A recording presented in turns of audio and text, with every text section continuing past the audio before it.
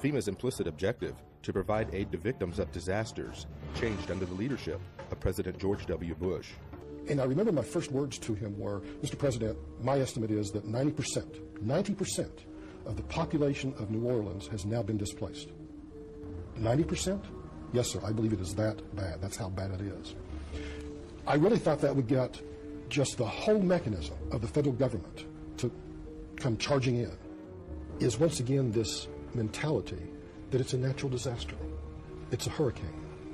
It's not Al-Qaeda. The most important job of government is to protect the homeland. In the midst of a searing heat wave, Jefferson County residents lined up in their cars for food and water, wondering what took so long.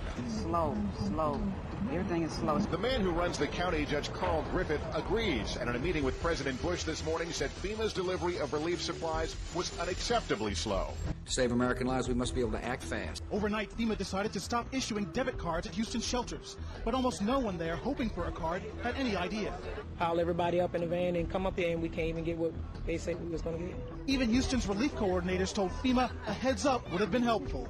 We just made sure everyone understood that every time they change their mind in Washington, D.C., it affects people here that are trying to deal with tens of thousands of people. To real distrust of the federal government, especially with the levy system, because now the Army Corps has pushed that date back now to 2011. It was supposed to be up by 2010. As requests for emergency assistance poured in after Hurricane Katrina, one applicant listed this as his address, the Greenwood Cemetery in New Orleans. FEMA promptly issued a check for $2,358 for rental assistance. That's just one of thousands of examples of alleged fraud and abuse described in a new report by the investigative arm of Congress. Cost to taxpayers about $1 billion. The examples are so egregious that what they tell us is that FEMA didn't perform even basic checks to safeguard taxpayers' money. Well, today the outrage spread to Congress, where House members accuse FEMA of a cover-up.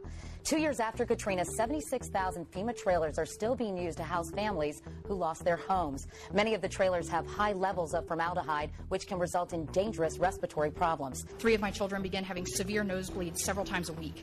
It got so bad that this past Tuesday I actually had to go to the emergency room. Several deaths may well be linked to toxic levels of formaldehyde gas. There is a new hitch to report about those infamous FEMA trailers. After spending nearly $3 billion taxpayer dollars to buy them, it turned out many went unused, and now FEMA is unloading them at bargain basement prices while other people need them. After a lengthy investigation, the congressional architects of the Department of Homeland Security concluded today that FEMA, the agency that is supposed to respond to hurricanes and national disasters, should be taken out of the mammoth Homeland Security bureaucracy, disbanded, then put back together in a better way and placed under direct control of the president during emergencies. A Senate report on the government's response to Hurricane Katrina says FEMA is so far beyond repair that the agency should be scrapped. It is a sick organization.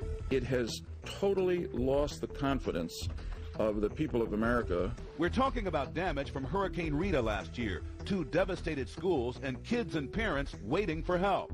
A few months ago, the folks at FEMA told the schools, one in Iberia Parish and one in Vermilion Parish in Louisiana, that they would get millions to relocate to higher ground.